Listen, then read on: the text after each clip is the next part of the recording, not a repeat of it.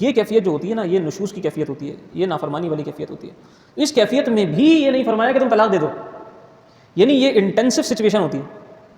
یہ انتہائی ایک کہیں کہ صورتحال ہوتی ہے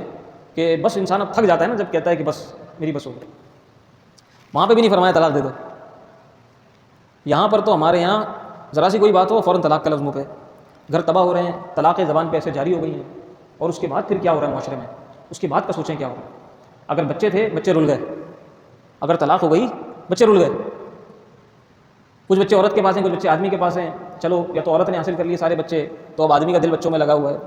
بچے بغیر باپ کے پل رہے ہیں، یہ دیکھیں بچے بغیر باپ کے پل رہے ہیں، کتنی کمی بچوں کو محسوس ہوتی ہے باپ کی، اگر بغیر ماں کے پلیں کتنی کمی ماں کی محسوس ہوتی ہے۔ دوسری عورت لاکھ وہ مشفق اور مہربان ہو جائے، کوئی دوسری اگر وہ لے کر بھی آ جائے ان بچوں کی کفالت کے لیے، ماں کی جگہ نہیں لے سکتی۔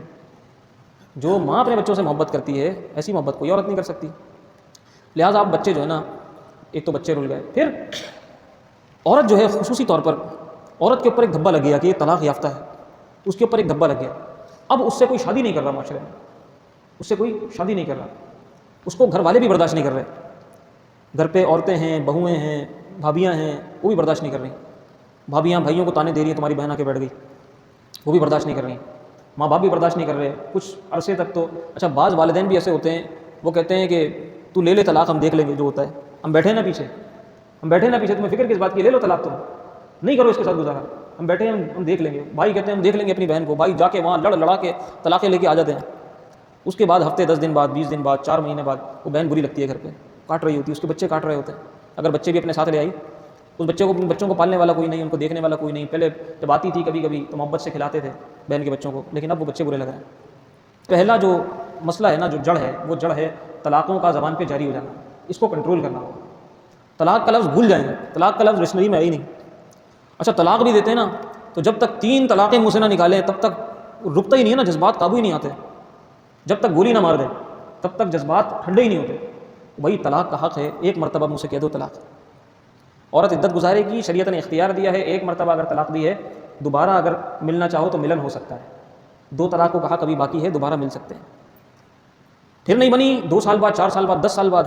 حد ہو گئی، پھر طلاق کا لفظ اگر منہ پہ آ گیا، ایک مرتبہ اور نکال دیا، ایک کا ابھی بھی باقی ہے۔ یہ طلاق احسن ہے، بہترین انداز میں اگر طلاق دینی بھی، اور طلاق آخری راستہ ہے۔ یہاں جو قرآن نے بتایا کہ اگر تمہیں اس کی طرف سے انتہائی نافرمانی کا خطرہ ہو، یعنی نافرمانی سے مراد تمہاری نہیں بن رہی، بن ہی نہیں رہی،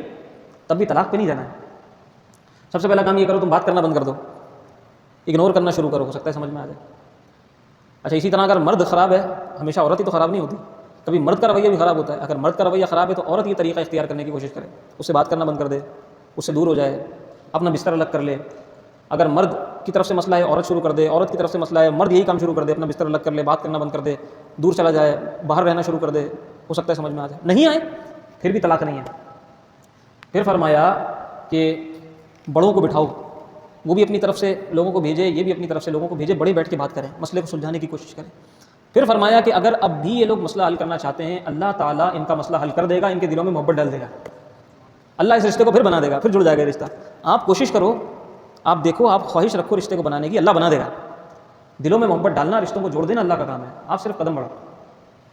پھر بھی اگر نہیں بنتا، اتنا سب کرنے کے بعد پھر ایک طلاق دے دو۔ اب دیکھنا یہ کتنا لمبا مرحلہ ہے، یعنی انسان اگر دیکھے کہ نہیں اگر بن رہی ہے، یہاں تک پہنچتے پہنچتے، طلاق تک پہنچتے پہنچتے اس کو 2 سال لگ جائیں گے، اور پھر جا کر ایک طلاق دے گا، پھر بن جائے گی، پھر سب صحیح ہو جائے گا۔ کیونکہ طلاق کا جو لفظ ہے نا، جب یہ نکل جاتا ہے منہ سے، اس کے بعد آدمی بھی ہل جاتا ہے، عورت بھی ہل جاتی ہے کہ یہ کیا ہو گیا۔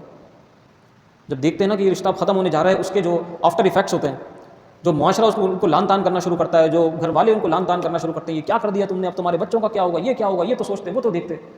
اس کے بعد پھر سمجھ میں آنے لگتی ہے، وہ سارا جو ایک بھوت چڑھا ہوا تھا نا سر پہ، غصہ طاری تھا، وہ سب ٹھنڈا ہو جاتا ہے، انسان بالکل ٹھنڈا ہو جاتا ہے۔ کتنے لوگ ایسے ہوتے ہیں 3 طلاقیں دے دیتے ہیں، دے کر پھر آتے ہیں،